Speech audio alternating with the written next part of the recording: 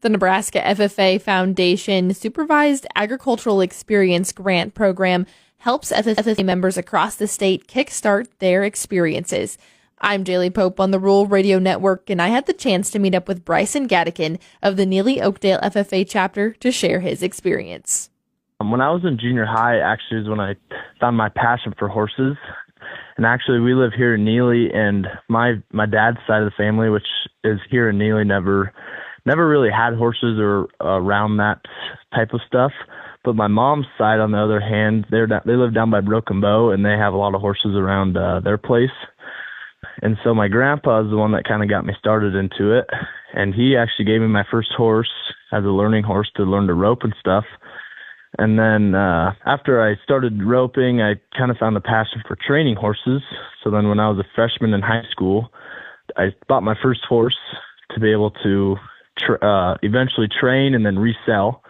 When I started, I was just looking for a project, I guess you could say, where the horse isn't very, not trained, I guess you could say. And then I would take the horse, train it up, and then resell it for a profit.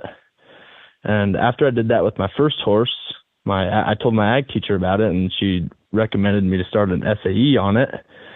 And so then once I started the SAE deal, it helped me a lot to get started because I got the grant. I think it was $2,000, and after that I was able to buy a couple more horses, and then I sold my first horse, and then ever since then I'll buy these project horses, I'll train them up and sell them, and then whatever profit I get off of that horse, I'll just put it into my next horses.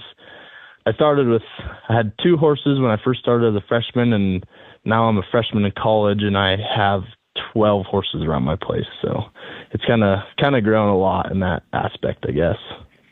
Wow, that's really awesome to see the growth and how much work you've put into this over the years. So thinking back now that you've graduated high school, what is some advice to FFA members that have their SAE projects for applying for these grants, or the benefits really behind them that you saw in your operation? I know you talked a little bit about that already, but what are some benefits that other students could see from this?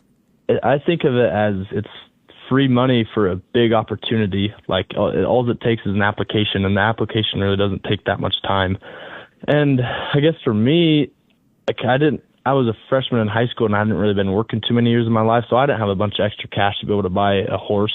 And especially people that have SAEs that, cost a little bit of money to get started. It's something that can help you out, and you might not think it's a whole lot of money, but that little bit of money can really spark your SAE and make it take off, and you'll see a lot of growth from it.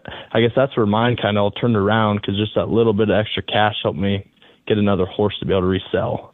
Thinking about your experience, and obviously you've built up such a passion for this, training horses and really making things into a big operation and kind of planning for your future, where do you see this fitting into your future now that you're in college? Well, actually, so I'm in college in Northeast right now, and I'm going to I'm in agribusiness. I plan to take over my grandpa's seed company, and then I also own a fencing company right now that I work with. One of my friends, we're partnered on the business. That's what we do in the summer. So when people ask me, I always tell them I do this stuff to be able to make enough money to someday be able to ride and train horses for a living. Thank you, Bryson, for sharing your experience.